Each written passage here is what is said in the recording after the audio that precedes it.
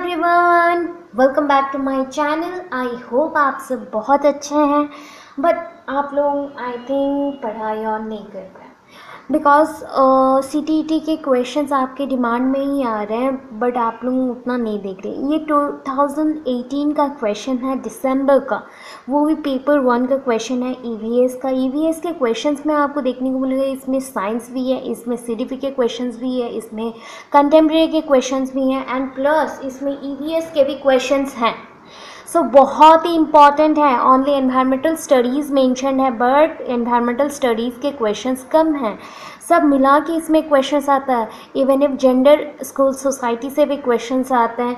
सो stereotypes based questions रहता है। EVS के टेक्स्ट बुक में कैसा होना चाहिए, तो लैंग्वेज अक्रॉस करिकुलम से भी कुछ क्वेश्चंस आ गए हैं।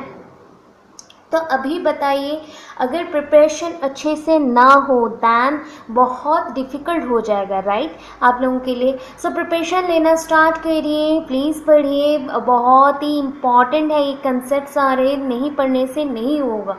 सो चलते हैं आज के प्रीवियस कंसेप्ट हम लोग पढ़ चुके थे ऑलरेडी CTET के कुछ पोर्शंस को। आज मैं CTET के पार्ट 3 एनवायरमेंटल स्टडीज़ के ऊपर क्वेश्चंस ला रही हूँ। But basically environmental studies include all type of questions from gender school society, contemporary, CDP, learning teaching, then different types of pedagogical questions plus EVS questions plus होते हैं। उसमें अगर science के क्वेश्चंस भी इंक्लूड हो सकते हैं, तो आपको सारे क्वेश्चंस को प्रिपेयर करने हैं।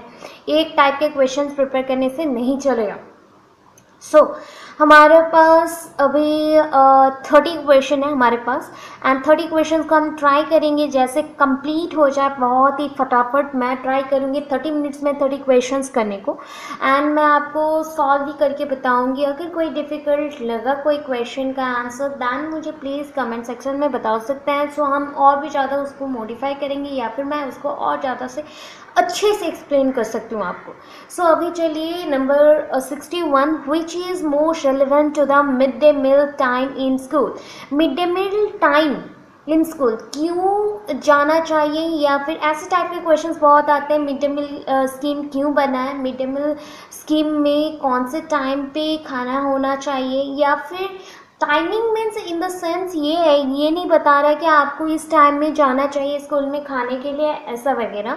ये बताना चाहता है कि क्यों हम लोग एक्चुअली उस टाइम पे दे दें, सो दैट बच्चों को हेल्प मिल सके। सो यहाँ पे ऑप्शन है, देखिए, it wastage a lot of precious time of teaching learning. It has nothing to do with teaching learning. It is a good teaching learning opportunity for EVS teaching learning, and it is for children who come empty stomach to school.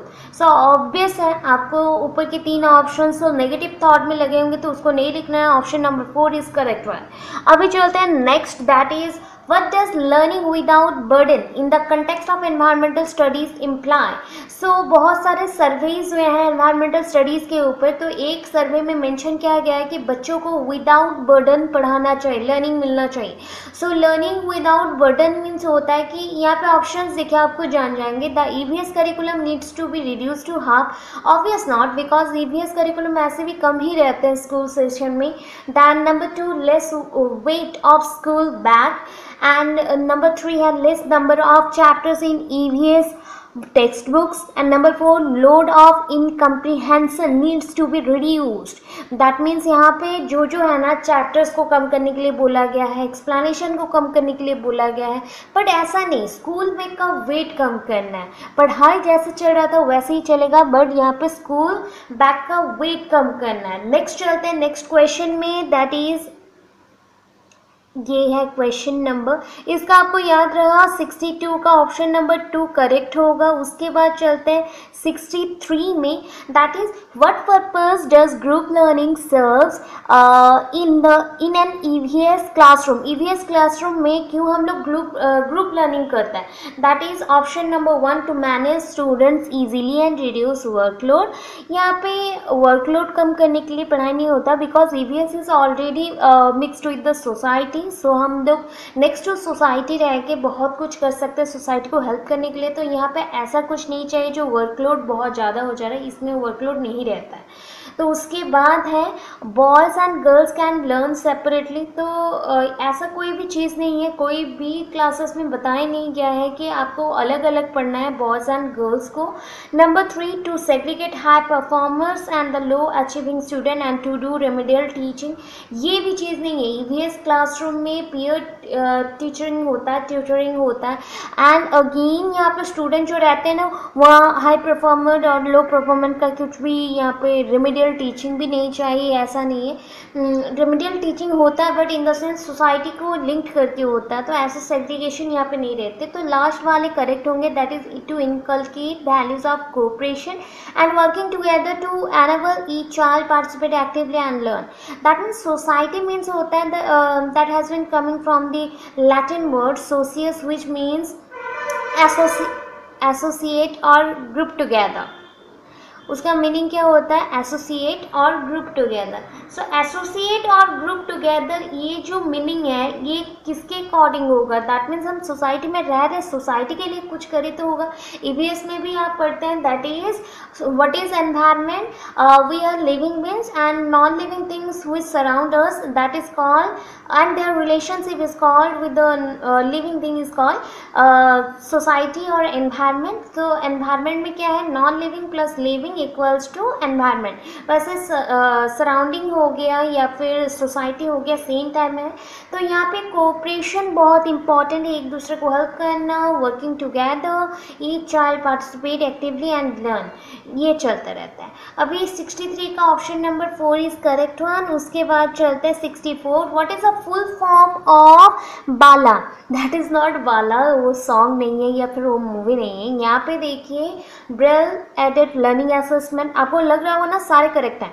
Option number 1, option number 2 brain aided learning assignment, number 3 braille as learning aid, and number 4 building as learning aid. Obvious यहाँ पे जितने भी है ना सब आपको लग रहा होगा कि बाला है, बट बाला का फुल फॉर्म होता है building as learning aid. Building as learning aid, ऐसे बिल्डअप करना, लर्निंग एड को बिल्डअप करना, सो सबके लिए ये अप्रोप्रिएट हो।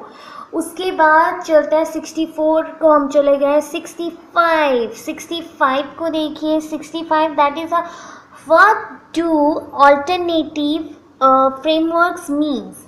अल्टरनेटिव फ्रेमवर्क क्या बताता है? That means all ideas that are firmly held by children. Textbook explanation various physical phenomena. ये हो सकता है कि ideas that differ from formally accepted explanation of the concepts. Number 4 ideas presently held by the scientist and the social studies और social scientist. जो कि society में रहना है तो अल्टरनेटिव फ्रेमवर्क क्या होना चाहिए? अल्टरनेटिव फ्रेमवर्क दैट मीन्स होता है जो कि सारे एक्सप्लेनेशंस को, कंसेप्ट्स को एक्सेप्ट कर लेता है फॉर्मली, वो होना चाहिए। ये टेक्स्ट बुक एक्सप्लेनेशन इंपॉर्टेंट है फिजिकल फेनोमेना के लिए, या फिर कोई आइडिया को हमने बच्चों के साथ जोड़ लिया तो वो एक्सप्लेनेशन हो गया बेटर वे से, या फिर कोई साइंटिफिक स्टडीज़ और साइंटिस्ट और सोशल साइंटिस्ट लोग कुछ प्रेजेंट कर दिए तो वो हो गया। ऑब्वियस नॉट, यहाँ पे आइडियाज जो फॉर्मली एक्सेप्ट किया जाता है एक्सप्लेनेशंस ऑफ द कंसेप्ट के तौर पे, तो उसको हम बेटर बोलते हैं। सो ये ऑल्टरनेटिव फ्रेमवर्क है। Then next, women are weaker than man, it is a dash. ये आप जानते हैं ऑलरेडी, ये स्टीरियोटाइप है। सुपरस्टिशियस बिलीव नहीं है, सुपरस्टिशन नहीं है, मिथ नहीं है, साइंटिफिक फैक्ट नहीं है। साइंटिफिक फैक्ट हो नहीं सकता बिकॉज साइंस भी नहीं थिंक कर सकते कि वुमेन्स वीकर होते हैं मैन से, बिकॉज वुमेन्स बेबी बर्थ करते हैं तो बहुत एनर्जी चाहिए, तो वहाँ पे बोला जाता है कि ये उनका सेकंड बर्थ है, डबल बर्थ हो लेते हैं। और इतनी सारे 157 डल यूनिट एनर्जी, मतलब ब्रेक करने से जो एनर्जी आता है, पेन से जो एनर्जी आता है ना, तो उतना energy means forceful energy in the form of pain, जो सह लेते हैं, तो वहाँ से हम लोग साइंटिफिकली प्रूव कर सकते हैं कि ये वुमेन्स वीकर नहीं है मैन से। सुपरस्टिशंस नहीं है, सुपरस्टिशंस होते तो वहाँ पे ये भी मेंशन होता कि पहले के गर्ल्स को ऐसा पहनाया गया, ऐसा किया गया, क्यों किया गया, पहले शादी कर देने से बेटर है। अगर लोग पढ़ाई करते हैं तो गर्ल्स को नहीं पढ़ने दो, गर्ल्स पढ़ेंगी तो उनके हस्बैंड डेथ हो जाएंगे, ये सारे हो गए superstition. But stereotype always think करता है सोसाइटी की वुमेन्स को थोड़ा वीक रहना चाहिए, मेल्स को थोड़ा आगे जाना चाहिए, तो उस अकॉर्डिंग ये स्टेरियोटाइप है, सुपरस्टिशन नहीं है। अगर यहाँ पे स्टेरियोटाइप वर्ड नहीं रहता तो यहाँ पे आप सुपरस्टिशन मेंशन कर सकते हैं। Then next, what is the location of Jammu Kashmir and Goa with respect to Bihar in India? So आपको जानना है जम्मू कश्मीर तो सबसे ऊपर है, हाँ, तो उसके अकॉर्डिंग आप नहीं जाइएगा, आप पहले देखिएगा बिहार किधर है। तो बिहार के अकॉर्डिंग उसके अगर एग्जैक्टली गोवा एंड जम्मू कश्मीर का पोजीशन देखते हैं, गोवा पूरा ऑपोजिट में जाता है जम्मू कश्मीर के, बिकॉज जम्मू कश्मीर अगर नॉर्थ वेस्ट में प्रेजेंट है तो साउथ वेस्ट में प्रेजेंट है आपका गोवा, ठीक है। साउथ वेस्ट में कौन प्रेजेंट है? गोवा। सो ऐसे आपको ना क्या है ना, इंडिया का मैप याद रख लेना है, क्योंकि ऐसे क्वेश्चन आ सकते हैं, बहुत ज़्यादा आते हैं। डायरेक्शन बेस्ड एक क्वेश्चन श्योर शॉट आता है एंड एक क्वेश्चन ऐसा आता है। सो नेक्स्ट चलते हैं, under which of the following conditions will the process of evaporation be slowest? अभी बोलिए कि ये क्वेश्चन तो हमारे में नहीं है, बट ये EVS में होता है। तो ऐसे टाइप के क्वेश्चंस आएंगे कि जिनके EVS नहीं है, ऐसे टाइप के क्वेश्चंस आते ही हैं, जिनके EVS हो या ना हो उनके लिए भी एक क्वेश्चंस आ सकते हैं, कोई प्रॉब्लम नहीं है इसमें। सो ऐसे क्वेश्चंस के लिए आपको प्रिपेयर रहना है। Under which of the following condition will the process of evaporation be slowest? क्यों स्लो होगा? अगर suppose surface area and temperature decrease हो गया तभी होता है, याद रखने वाली चीज़ है, क्योंकि टेम्परेचर इंक्रीज हो गया, सरफेस एरिया डिक्रीज हो गया, इसमें भी इवापोरेशन एक्स्ट्रा होगा। सरफेस एरिया इंक्रीज हो गया बट टेम्परेचर डिक्रीज हो गया तभी इवापोरेशन स्लो होगा, बट मॉडरेट अमाउंट में चलेगा। Both surface area temperature increase हो जाएगा तो इवापोरेशन और भी ज़्यादा हो जाएगा, तो इसलिए both surface area and temperature decrease होने से ही इवापोरेशन स्लोएस्ट होते हैं। सो नेक्स्ट चलते हैं नेक्स्ट क्वेश्चन को, that is the ability to understand the relative position of places, distances and direction. That means अगर आपको कहीं से, सपोज आप गूगल मैप देखते हैं या फिर कुछ देखते हैं, तो वहाँ पे क्या मेंशन किया था, प्लेसेस रहते हैं, डिस्टेंसेस मेंटेन किया जाता है, डायरेक्शन प्रोवाइड करते हैं, तो उसको हम मैप बोलते हैं ना। तो यहाँ पे भी देखिए डायरेक्शनल स्किल आप लोगों के माइंड में आ सकता है, पोजिशनल स्किल भी आ सकता है, ग्राफिक्स भी आ सकता है, बट सबसे इंपॉर्टेंट जहाँ पे तीन चीज़ें एक साथ हो, प्लेस, डिस्टेंस, डायरेक्शन, देन वो मैपिंग होता है, मैपिंग स्किल, ठीक है, मैपिंग स्किल। अभी नेक्स्ट चलते हैं। सो which of the following, यहाँ पर मेंशन करने वाले हम लोग नेशनल करिकुलम फ्रेमवर्क के रिकमेंडेशन के अकॉर्डिंग, तो which of the following national curriculum of framework recommended environmental studies to be taught as an integrated curricular area at the primary level? तो उसको याद रखिएगा, नेशनल करिकुलम फ्रेमवर्क 2005 में ये mention नहीं किया गया था, ये नेशनल करिकुलम फ्रेमवर्क 2000 में ही मेंशन हुआ था कि प्राइमरी लेवल में भी इंटीग्रेटेड करिकुलर एरिया रखा जाएगा जहाँ पे एनवायरमेंटल स्टडीज़ को पढ़ाया जाएगा बच्चों को। तो उसके बाद आते हैं next, which region has the practice of shifting cultivation in India?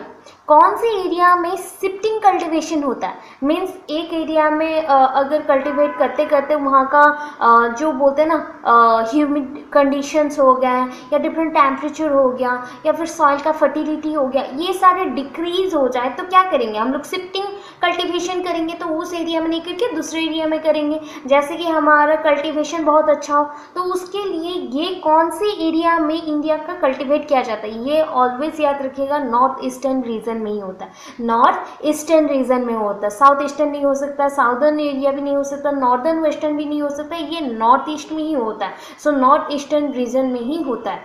ये कोस्टल जोन है तो यहाँ पे अच्छे होते हैं बहुत ज़्यादा, तो वहाँ पे करना है।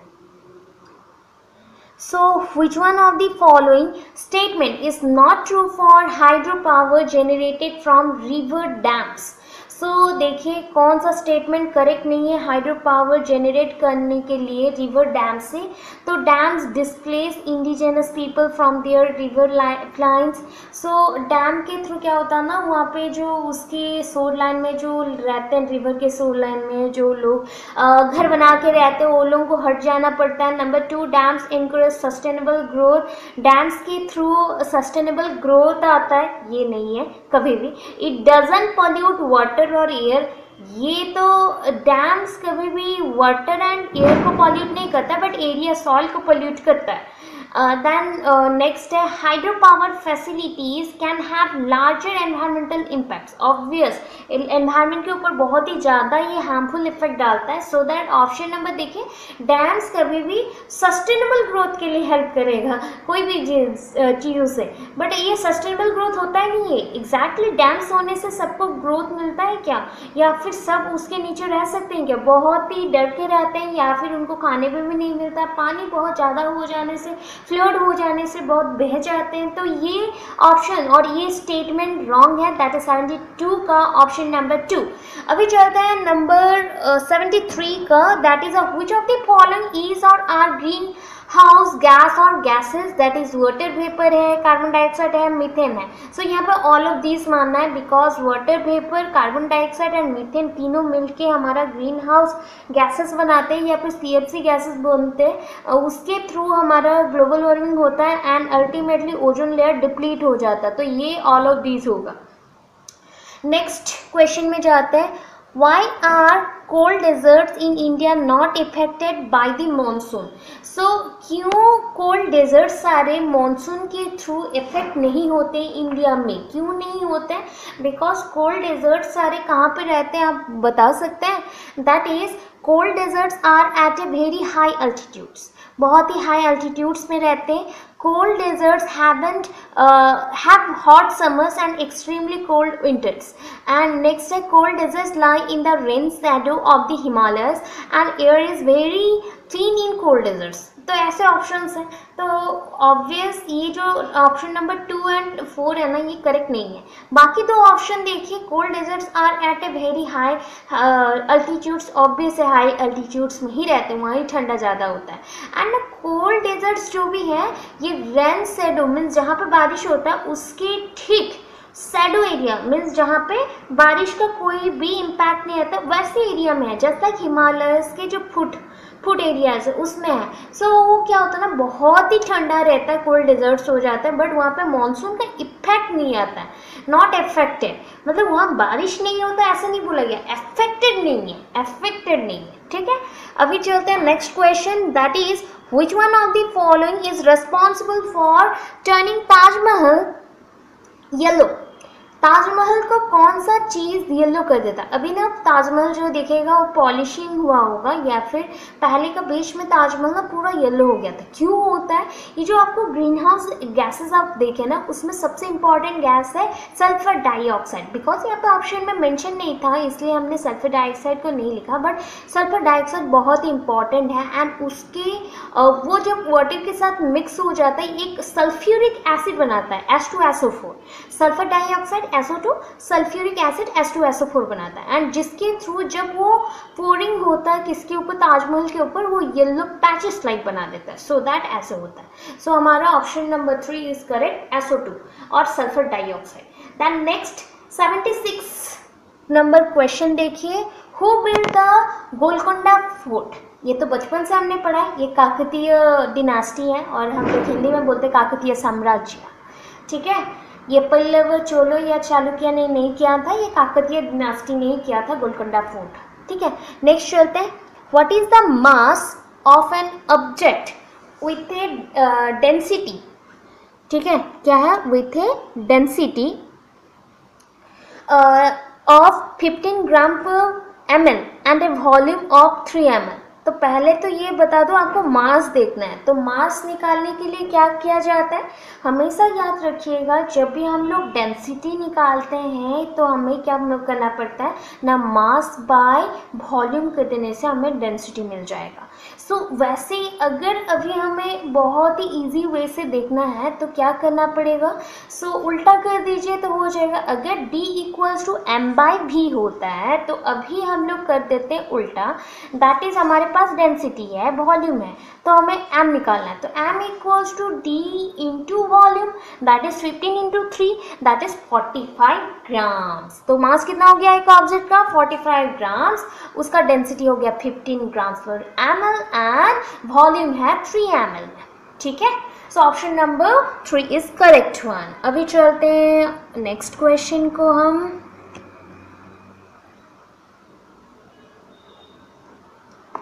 सो ये हमारा 77 नंबर था, तो हम आ गए 78 में। सो देखिए यहाँ पे question, which one of the following is a scalar quantity. अगर आपको स्केलर क्वांटिटी फिजिक्स में है, अभी बोलिए ऐसे क्वेश्चंस आएंगे तो आपको कितना प्रिपरेशन चाहिए। स्केलर क्वांटिटी क्या क्या है उसको याद रखिएगा। तो स्केलर क्वांटिटी में एक इम्पॉर्टेंट, यहाँ पे जो है ना वो सारे स्केलर क्वांटिटी में नहीं आते हैं। मास हमारा स्केलर क्वांटिटी है, ठीक है, स्केलर क्वांटिटी है। देन देखिए 79 में, an object in which no light rays can pass through is called dash. एक ऑब्जेक्ट ऐसा होगा जिसके थ्रू अगर पास ना करे तो उस ऑब्जेक्ट को हम क्या बोलेंगे, ओपेक। कन्वेक्स के थ्रू पास करता है, ट्रांसलूसेंट के थ्रू भी पास करता है लाइट, एंड ट्रांसपेरेंट के थ्रू भी पास करता है, बट ओनली ओपेक में लाइट पास नहीं करता, लाइट कैन नॉट पास, ठीक है। अभी ऑप्शन नंबर हमारा 2 करेक्ट हो गया 79 के लिए। अभी चलता है 79 के बाद 80 में। What will be the weight of an object on the surface of the earth whose mass is 10 kg on the moon surface? अगर मास उसका मून में कितना है 10 kg है, देन अर्थ में उसका वेट कितना होगा। तो ऑब्वियस इसको याद रखिएगा कैसे होता है।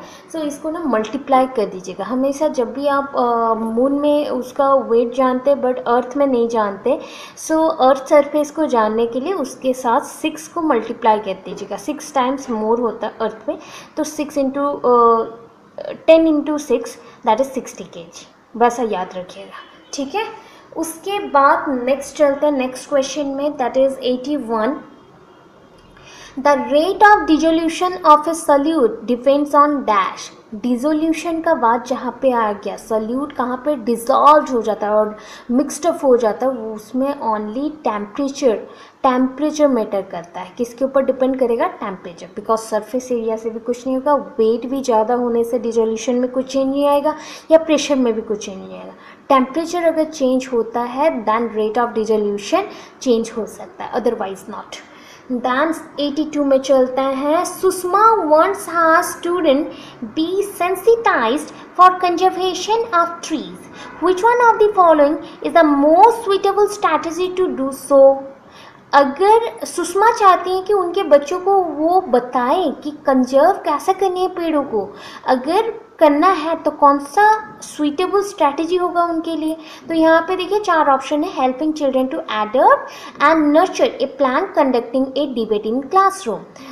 नर्चर ए प्लांट दिया गया, देन नंबर 2 में है conducted debate in classroom, number 3 group discussion and number 4 poster making. Obvious not, अगर बच्चों को हम एडॉप्ट करने बोलेंगे, एक एक पेड़ तुम लोग रखो एंड उसको तुम लोग नर्चर करो, ग्रो करो, तभी जाके बच्चे सीखेंगे। बिकॉज आपको माइंड में रखना है कि ये ईवीएस सब्जेक्ट है, बाकी सब होता फिजिक्स केमिस्ट्री होता तो हम लोग पोस्टर मेकिंग, ग्रुप डिस्कशन या डिबेट कर सकते थे।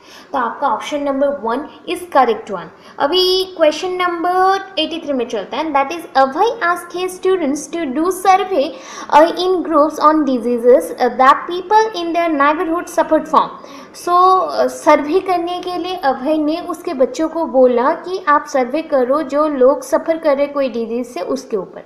The survey is not mention in the text book, ये टेक्स्ट बुक में मेंशन नहीं है। Which option is not relevant for this teaching learning strategy? कौन सा ऑप्शन जो भी मेंशनड है वो टीचिंग लर्निंग स्ट्रैटेजी, ये जो स्ट्रैटेजी लिया गया उसके लिए सक्सेसफुल नहीं है या फिर रेलिवेंट नहीं है, यूजफुल नहीं है। सो फर्स्ट ऑप्शन है it help the community understand the disease that they suffered from. It provided opportunity to interact with the community. It helped children connect learning with the real life. It enabled children understand the data handling and work together. Because ये 1 to 5 years के 5 classes के बच्चे हैं, तो छोटे बच्चे हैं, near about 10-11 years की इनसाइड है उनका एज, अंदर है उनका एज, तो वो डाटा हैंडल नहीं कर सकेंगे। हाँ ऑब्वियस उनका कम्युनिटी के साथ इंटरेक्ट होगा, बच्चे थोड़ा रियल लाइफ के साथ जानेंगे, कम्युनिटी को अंडरस्टैंड करेंगे, कौन सा डिजीज़ से वो सपोर्ट करते हैं वो जानेंगे। बट छोटे बच्चों को अगर सपोज एग्जांपल दूं कि कोरोना को हैंडल करने के लिए दिया जाता है, वो क्या कर सकते हैं, वही बताया गया, तो इसलिए data handling and work together वो नहीं कर सकते। तो ये ऑप्शन नंबर 4 होगा इसका करेक्ट। देन देखिए 84 में चलता है, that is to talk about emergency situations. Priya asked children experiences when they faced any emergencies. Children narrated their experiences with fire, electric shock, road accidents. They asked questions and assessed their existing understanding and discussed safety aspects using resources such as road safety advertisements from newspaper, and also used LPG and electric bills to disuse safety guidelines. इधर है mention, wait एक second, हाँ safety guidelines on fire, electric shock respectively, which is the most appropriate approach that Priya employed. So यहाँ पे question बहुत ही बड़ा दे दिया, तो यहाँ पे ना बहुत सारे अप्रोच होते हैं। आपको मैंने ह्यूमनिस्टिक अप्रोच कार्ल रॉजर्स का बताया था, कॉग्निटिव अप्रोच भी आप जानते हैं, एक्सपीरियंशियल लर्निंग अप्रोच भी आप जानते हैं। तो ये है इंक्वायरी अप्रोच, बच्चों को कुछ चीज़ों के बारे में बताना कि तुम क्या क्या देखे हो, अगर इलेक्ट्रिक शॉक हो गया या फिर रोड सेफ्टी को लेके करना है तो क्या क्या कर सकते हो, तो उसके ऊपर हो, तो ऐसा इंक्वायरी अप्रोच होता है। जब किसी को हम इंक्वायरी करते कि कैसा हुआ, क्यों हुआ, कैसे होगा, ये होगा, तो उसे हम एक्सपेरिमेंशियल और एक्सपीरियंशियल नहीं बोलते हैं, एक्सपेरिमेंटल बोल सकते हैं, एक्सपीरियंशियल बोल सकते हैं, बट वो नहीं होगा, यहाँ पे इंक्वायरी टाइप होगा। देन नेक्स्ट चलते हैं, community is an important teaching and learning resource because, community एक बहुत इंपॉर्टेंट टीचिंग लर्निंग रिसोर्स है बिकॉज यहाँ पे 4 ऑप्शंस हैं। 1 can accept all the knowledge available in the community uncritically, it is expensive and accessible. Number 3, elderly people are wise and have time. Number 4, it provides learning opportunity in real setting. Obvious community में है तो आपको real opportunity मिलेगा, learning opportunity मिलेगा real settings के साथ। तो critically नहीं हो सकता ये चीज़, इनएक्सपेंसिव और एसेसिबल नहीं हो सकता, एल्डर्स पीपल ही ओनली करेंगे एंड उनके पास ही टाइम है, ऐसा भी नहीं है, छोटे बच्चे भी कर सकते हैं। तो it provides learning opportunity in real setting. Number 86 में चलते हैं again. In EVS teaching learning, linking classroom learning to life outside school and enriching it implies. In EVS teaching learning linking classroom learning, हम लोग अगर, क्योंकि EVS में classroom learning को outside school and उसके थ्रू जो भी प्रोग्राम्स आपको बताया गया है, पता है, उसको हम कर सकते हैं। तो इस चीज़ को क्या बोला जाता है, तो going beyond the text book, obvious beyond the curriculum हम कभी नहीं जा सकते, होल स्कूल अप्रोच से भी अलग नहीं हो सकते, एंड टेक्स्ट बुक को ग्लोबल एनवायरमेंटल इश्यूज़ के साथ भी लिंक नहीं कर सकते। तो ये going beyond the text book है, ठीक है। उसके बाद चलते हैं 87 में। सो 87 का क्वेश्चन देखिए, क्या क्वेश्चन है।